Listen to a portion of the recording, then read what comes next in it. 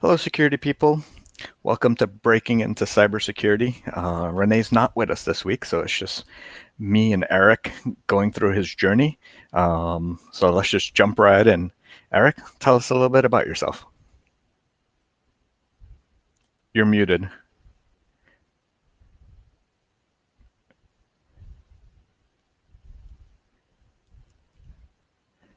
Nope, still don't hear you.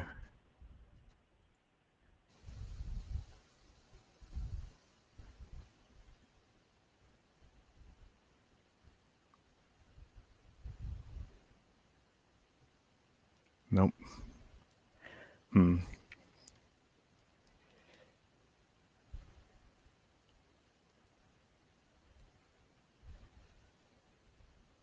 Oh, okay. Let's wait for Eric to disconnect and reconnect. Can you hear me now? Now I can hear you. Perfect. Alrighty, cool. Technical difficulties, even though it worked 30 seconds before we popped on. So anyway, sorry about that, guys. So yeah, my name is Eric Sekercan. I'm a security team lead in Silicon Valley.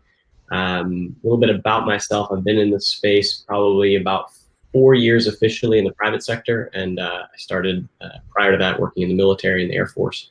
But we can jump into that a little bit more as we go along. Thanks, Chris, and I look forward to chatting with everybody today. Perfect. So let's start about what you did in the military and how that built the foundation for your career today. Absolutely, no, it's a great space to start in. So I joined the military partway through college and worked as an intelligence analyst in a few different arenas, but that kind of got me into the world a little bit to understanding that there's more out there than just the what you see on movies in terms of the human intelligence element. There's a lot of technical analysis that gets done as well, and that kind of introduced me into the cybersecurity space a little bit. And so as a result of that, I pivoted my education from doing economics towards computer science and cybersecurity because I was trying to skate to where the puck is going, and Hmm. it seemed like that was where everything was going, and that seemed to be a great place to whether I would stayed in the military or chose to get out, which I ended up choosing to end my time with the military and focus on the private sector. That was kind of the direction that I wanted to head, and I was lucky enough to be able to have that opportunity to do so. Are you still in the threat intel space, or did you pivot to another area within cybersecurity? I've pivoted a little bit all over the place. Once I left the military, I became a security consultant for one of the big four consulting firms because they're always looking for folks who are willing to work hard, and folks who come out of the military are often check that box. Hmm. And so that gave me just in 2 years, just 2 years of doing that, I got such a broad um, awareness of all the different areas of security, from identity to threat and vulnerability management to privileged access, et cetera, et cetera, et cetera, right? Up to and including incident response. And so now today I've been able to take that broad knowledge, and I would still kind of call myself a little bit of a generalist. I have some specialties in threat intel and some specialties in identity, but as a team lead now, I don't get the luxury to spend hours diving into one thing. I kind of have to be ready for what the whole team has to offer, and so that means compliance on day one, and an incident in the afternoon. So that's kind of a little bit of the background there. Okay, okay. Well, let's talk about your transition because it's often a big question that individuals in the military, they're looking to see how they can transition to their civilian careers. Let's talk about your transition process, what you did, and how you lined yourself up with one of the big fours, because obviously those are some of the highly valued organizations to work at. And what did you do to rise above the rest? First and foremost, I will say I was exceptionally lucky, blessed, or uh, didn't see a black cat that day. I'm still not sure how I got a call back, so I will say that.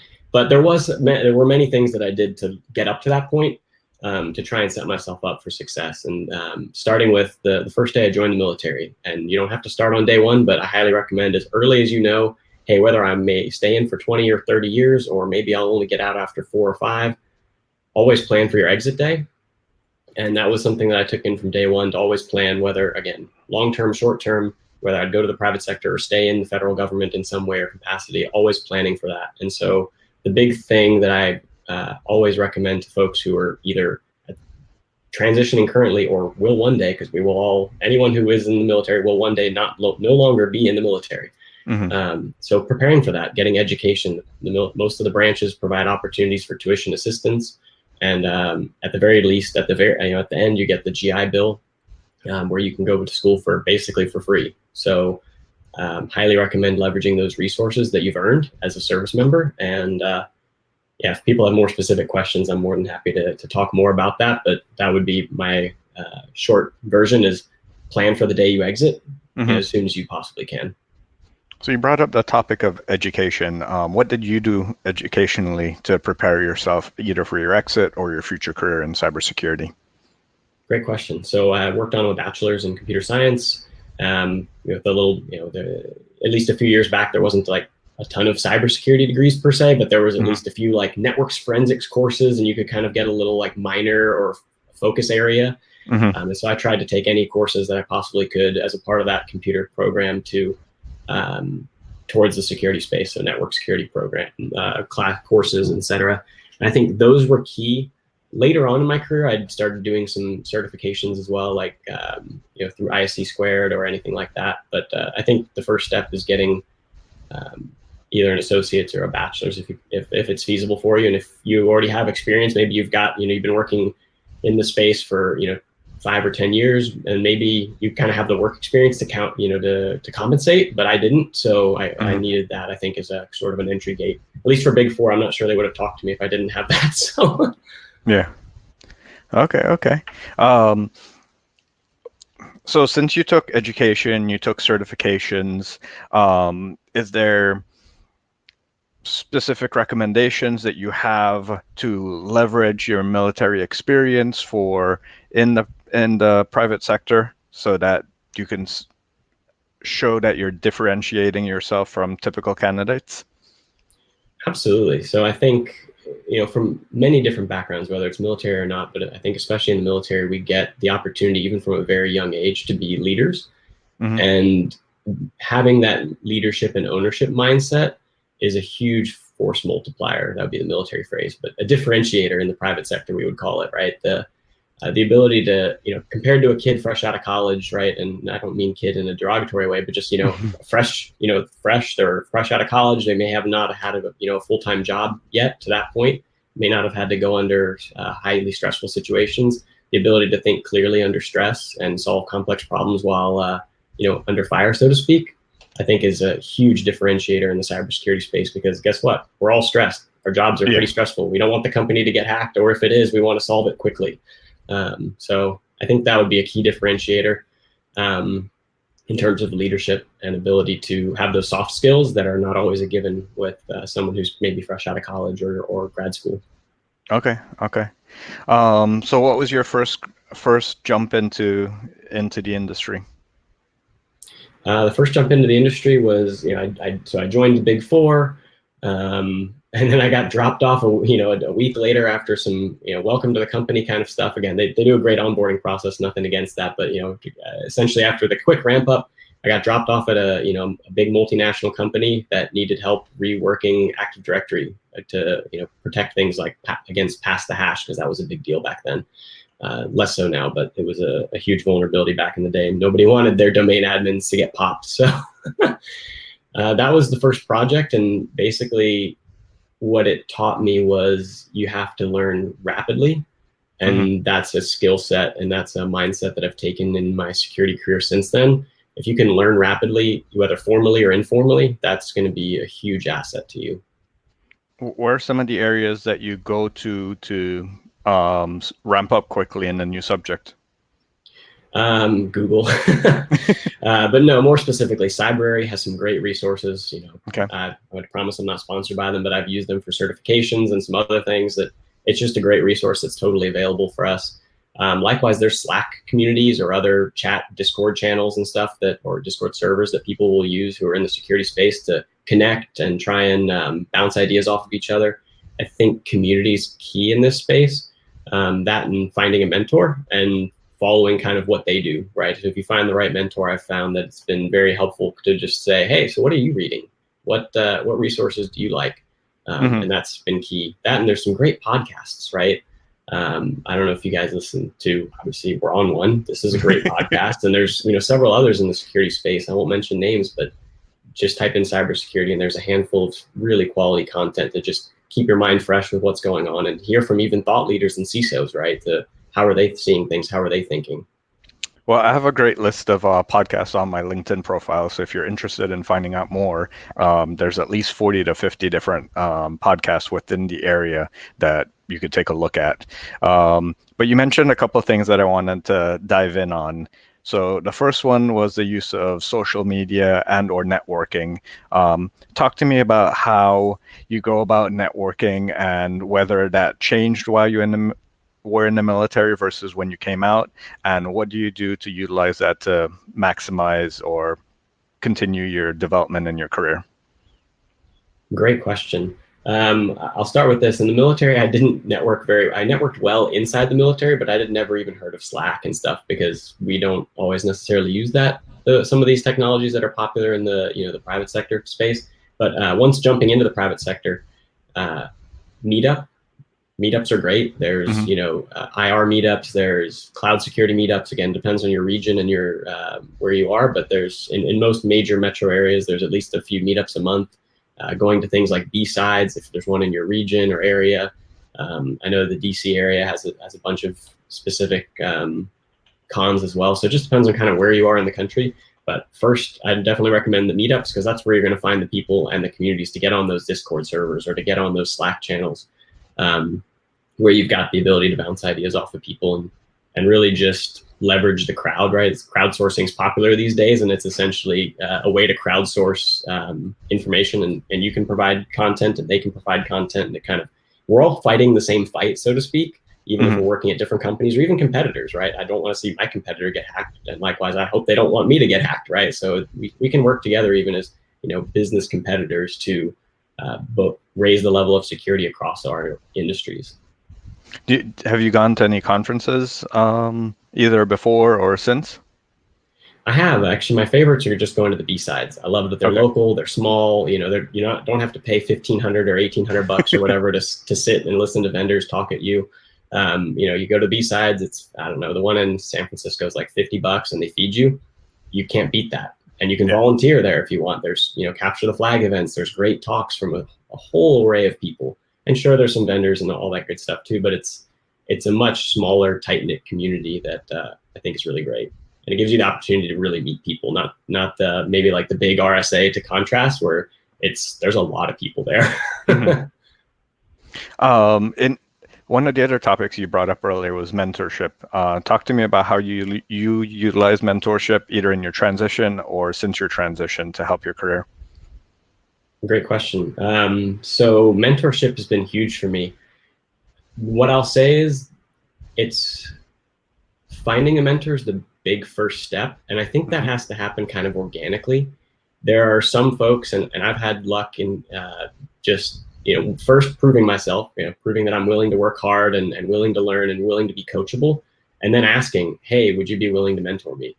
I know that's like a big, scary question, but at least up front. And if the answer is no, you're no worse off than you were 5 minutes beforehand, right? So again, I think proving yourself with hard work and being coachable is first, because that opens the door for the mentor to see, hey, there's potential in this person. So then when you kind of pop the question, so to speak, you've asked, you're asking, and hopefully it's not a surprise to them. And likewise, maybe they'd be more willing, since you've shown that you're available, coachable, to provide that kind of coaching and feedback on a longer term basis. And honestly, that's been a huge success factor for me. The only reason I've kind of grown as quickly as I have post-military from, low-level analyst guy at a Big Four to leading a team now of security professionals, it's been because I've had great mentors along the way who've helped guide and shape what that journey can look like. Has it been the same mentor or set of mentors, or as you progress in your career, you've evolved to different mentors for different use cases or different situations within your life? It's some of both. So what I'll say is there's what I'll call seasonal mentors, and then there's long-term mentors. So a seasonal mentor might be, hey, I'm working on a specific project. I need some mentorship from someone who's got a specific skill set that maybe I don't have, or maybe my team doesn't have. And you may have a mentor-mentee relationship for several months. Mm-hmm. But then there's longer term ones. And so I've definitely had some of those short term ones where it was a niche need for a period of time. They needed something, I needed something, it worked out. But definitely I've had the longer term one, and one in particular who's helped kind of guide and shape my career in such a way that, I've said, hey, this is where I want to go. And then he's helped me organize what do those steps look like to get there, because he's already been there and I haven't yet, right? So that's kind of the key part, is you don't have to drive with blinders on. Yeah, definitely, definitely. Um, Actually, I have a question that popped back up in my mind from your transition period that I wanted to dive back into. You mentioned that you were lucky in getting that callback, but talk to us about like what ramped up to that callback. How many companies did you apply at? What was your luck there? Give us the dirty details. So because I got to choose when when I got out of the military, I knew when my contract was coming to an end. I started, I think, 6 months out, submitting resumes, and this was after the recovery from like the 2008 2009 crash, and we were on the upswing again, but it wasn't quite today where quote full employment, as at least that's what the Fed calls it. And I mean, I literally was applying to everything. I even gave up and at some point was applying to help desk positions or literally anything in the IT org. I didn't care if it was security, because once I got out of the military, that was it, right? No more money, so it was either that or work at a Starbucks or something. So, and then finally, I just did one more mass blast of probably 80 or 100, applications one weekend. And yeah, I did the whole word map thing to make sure that as many words as possible would match between the job posting and my resume and all that good stuff. But finally, I got a call back, and it was the only call I ever got back. So one out of several hundred. So persistence pays off, and I will definitely say that being the hardest worker is probably worth more than maybe being the smartest one, as long as you still apply some logic. Definitely, definitely. So, yeah, perfection is the enemy of progress. Bingo. Oh man, I say that all the time to my team, and I think we're all used to it at this point. So I guess that also highlights that if you take the shotgun approach, that it's not entirely useful. That if maybe you had a more tailored search tactic, like you figure out what you really want to do, and you kind of do a more sniper approach to it, maybe you might have been a little more effective. It could very well have been. I started with the sniper, and then I don't know if you guys have ever used like Burp Suite, but there's different attack levels you can do, and it's like sniper, and then like I think the bottom's like battering ram, and I think by the end it was just like I don't even care, I'm sending it. So for those who are in that process right now, just I would challenge you: don't get discouraged, keep going for it. Any experience is a great start, and I think some of the most influential leaders that I've met in this space have very unique backgrounds. Maybe they didn't come from they went to their 4-year education and they got a degree in cybersecurity and then they had an internship, right? The traditional path isn't what I'll call normal in this space, at least from what I've seen out here in Silicon Valley. Mm-hmm. So you went to a Big Four consulting, you did your time there. Where do you go to next? Where I went next is where I work now. I work at a venture capital funded fintech company in Silicon Valley, and it's a blast. So talk to us about your transition there. Was that a targeted approach? Was that a shotgun approach? That was back to mentors. When you have good mentors, they typically will call you if something comes up, or that they're moving, and there's always the opportunity if someone's building a security program, if they're ahead of you, chances are they're building the security program. And if that's something that you're interested in, which I wanted to learn how to build a security program, more or less from the ground up. And so, I reached out and said, hey, are there any opportunities? That you saying that just had goosebumps all over me, because it's one of those things that I reiterate, like finding your mentor, keeping in touch, because a lot of people will randomly connect to someone on LinkedIn, say hi, but don't have that connection. So it's like a loose connection. Whereas if someone could, if you kept in touch, even intermittently, you're still in their life. Maybe comment on their post or ask them questions, touch base every once in a while, then it keeps that connection live, and then they can remember you for that when they do have that kind of opportunity. Absolutely, yeah. I would foot stomp that and reiterate it till the cows come home. That was fantastic, and that's totally what has worked for me. And even if it's not, and for folks maybe you've worked with at some point in the past, especially in the consulting industry, I got to work with a lot of different companies and a lot of different people. Just having like a little alarm on your calendar that goes off on maybe a bi-monthly or quarterly basis to just reach out to a few folks and say, hey, hope things are well. How's everything? Just those kind of touch points. For me, it's more about relationship and less about the quote networking kind of buzz phrase there. But maintaining those relationships is going to be key, because I think it works both ways, because sometimes they're looking for something too, right? Yeah, definitely. And when it comes to keeping things live, what do you do to continue your education, to stay on top of everything? It's ever evolving. It is ever evolving, and I think it continues to evolve, especially as you mature in your career from maybe as an individual contributor up to leading other people as well. The education isn't just the technical, but also how do I help lead people? How do I help coach them and develop them so that they're more successful than I am? Right. I think that's the key. And so a few pieces there. I'll hit again on the mentorship. That is a key way that you can learn, especially in the soft skills and the managerial space. That's huge. And in technical skills as well, you can learn from people on your team who've been doing it longer. But more formally, I think there's some great organizations out there, whether it's IC2, whether it's SANS. If you've got the opportunity to take any of those courses or certifications, or go back for a master's, or whatever your track or your path is, those are all things that I've either done or I'm in the process of doing. Mm-hmm. Do you have a recommendation, say, for those that are looking to decide between education, certification, on-the-job training? What should we do? It's a great question, and I'll caveat with it depends. A mentor of mine says that prescription without diagnosis is malpractice. And so without knowing the details of this person's specific situation, I will say that, generally speaking, let's say you have your 4-year degree and you're looking to kind of take it to the next level. I think a great next step from there is certifications, whether that's taking a SANS course and getting one of those certifications, or doing CEH, Certified Ethical Hacker, if that's the phase you want to go into, or CISSP, as I think you are, Chris. Mm-hmm. I think there's a lot of great opportunities in certification there. I would say I would do certification probably before I would go back for a master's, if that's where you're at. But if you don't yet have a bachelor's degree, maybe that would be a good first step. So kind of say it's a sliding scale. And then when it comes to yourself, did you get your master's already, or where are you, and what do you want to do next?